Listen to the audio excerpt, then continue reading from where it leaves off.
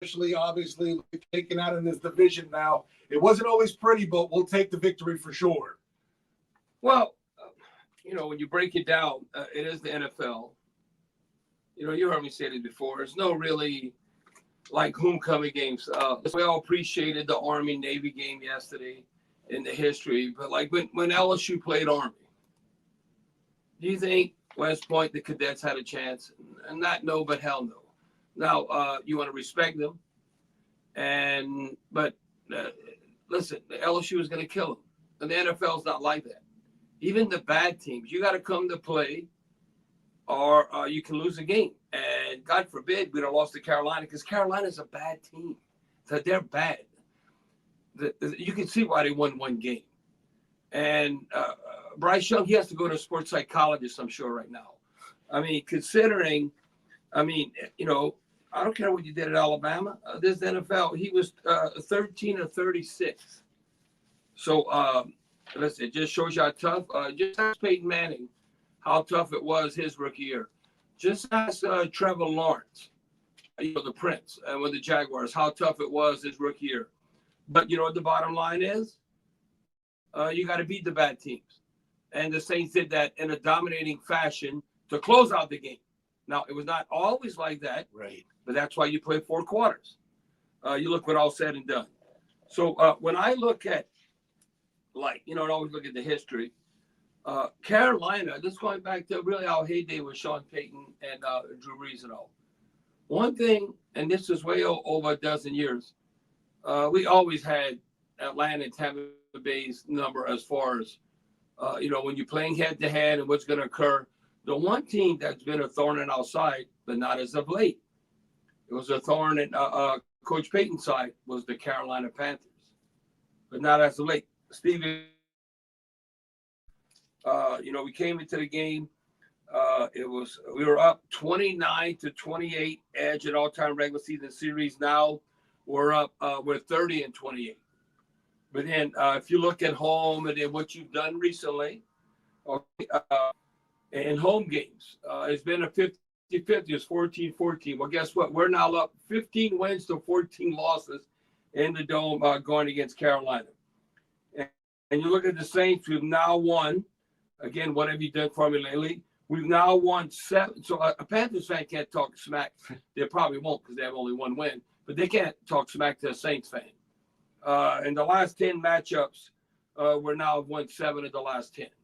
And NFL, that's impressive, 70%. So we won 7 of the last 10. And then also in the Dome, in the Caesars Superdome, we've won 4 of the last 5. So when you break it down from that perspective, no, we pretty much had Carolina's number, and we swept them in the NFC South. If you're going to get to, when you're playing 6 games, 2 against Tampa, 2 against Atlanta, 2 against Carolina, you got to sweep somebody. Now, you'd love to go 6-0 or even, 5-1.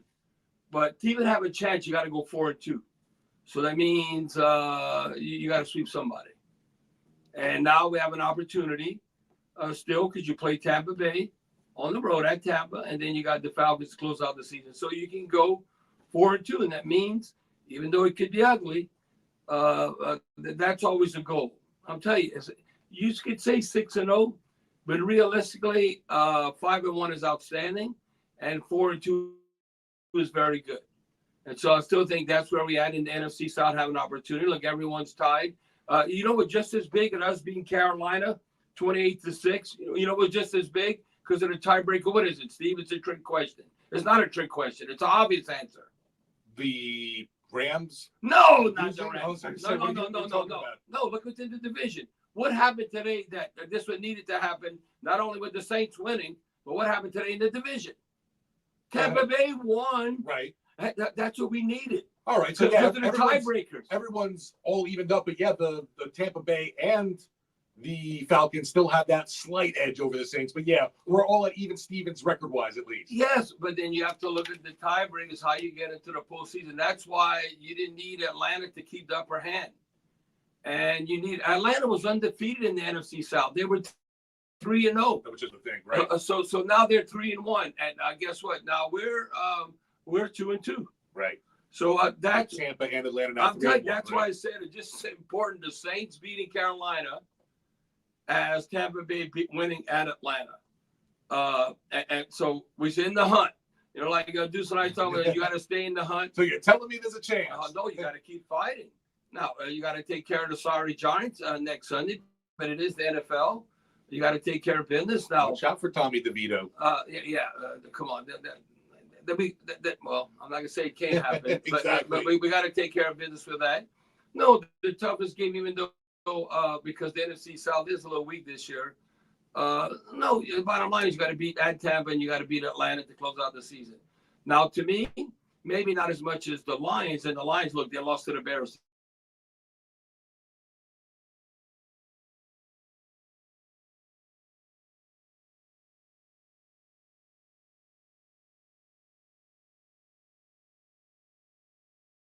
That is, but anyway, to win on Thursday night against the Rams, it's gonna be tough. Look, they just lost in overtime at Baltimore.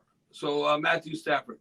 So, but that's down the road. You got to take care of business now. We did that against the Panthers, and then you got to take care of business against the Giants to win. You know, go on a winning streak. You know, yeah, we were on a 3-game losing streak. We snapped that, so now we got 1 win. Okay.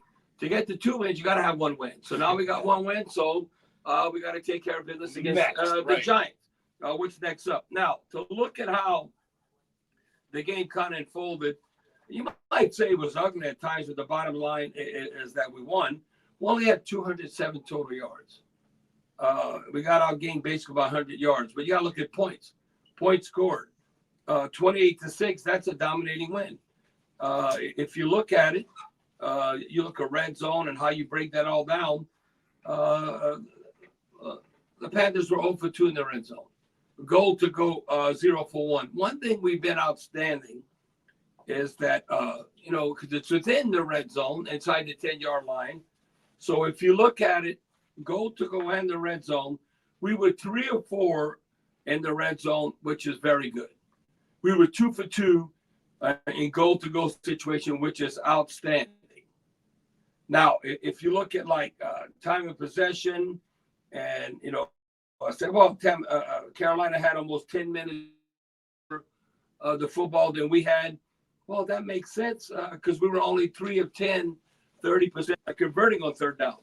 But when you look at it, Carolina was one of the best teams, like the Saints, on third down. They were giving up like 34, 35%.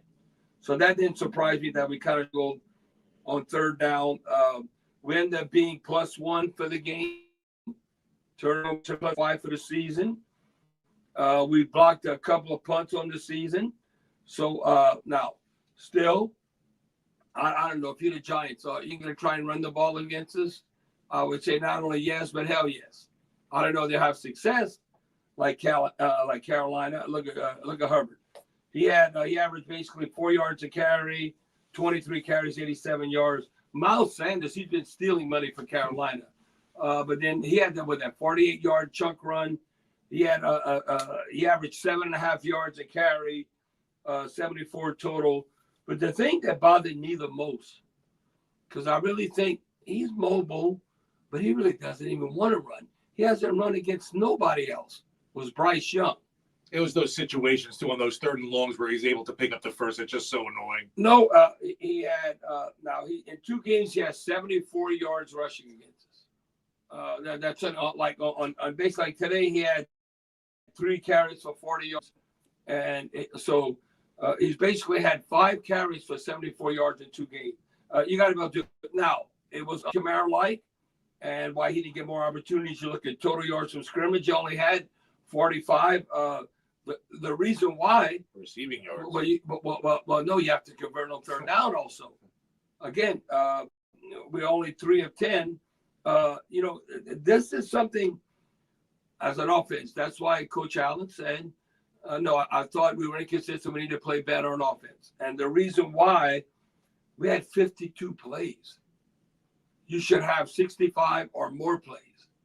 We only had 52 plays because you weren't converting on third down when you look at all that. Now, I thought we had the big advantage, obviously. You look on special teams. And I'm not talking about because we had the block punt, which is obvious. Basically Nephi Sewell took it over the punter's foot, and then it was perfectly how you scheme things. And then DeMarco Jackson scores a touchdown. But without having Rashid Shaheed, outstanding Lynn Bowden Jr. He had 2 returns, and he averaged 11.5 yards. That's 2 less first downs you got to get. Now, do you take advantage of that opportunity? But good for Lynn Bowden, averaging 11.5 yards a punt return. Now, on defense, I thought there was still plays to be made, and he made a lot of plays. Jordan Houghton ended up leading the team with 8 unassisted tackles, 10 total. He had a sack, pass defended, forced fumble, double D DeMario Davis. He seems like he's drunk. He's drunk. He's drank more from the fountain of youth this year more than Cam Jordan, that being DeMario Davis.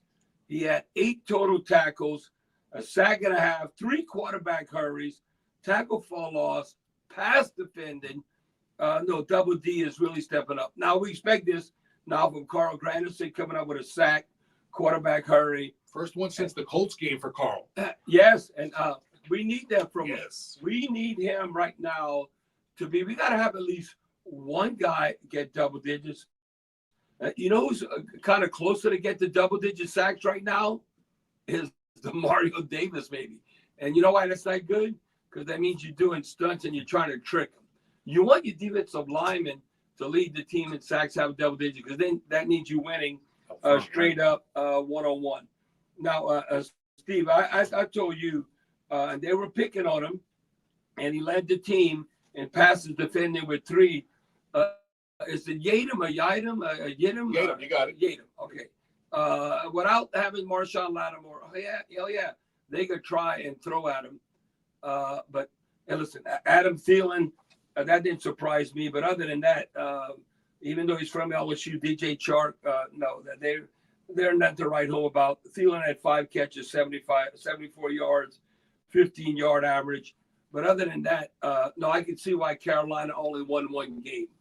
No, we might be the weakest division, the NFC South, and Carolina, okay, out of 32 teams, no, they're the worst. Carolina's bad. But again, it's a game. It's a victory, and we swept them. Well, that's what, if we at least trending or heading in the right direction, you got to beat a sorry-ass team like Carolina. And we did that. And we done that. There was a lot harder in Charlotte than it was today, and a lot of part of the game coming out on top 28-6. We'll be back with more of the Ciroc Point right after this on the Community Coffee Saints Radio Network. First, we'll pause 10 seconds, let stations identify themselves. I hate it when my phone's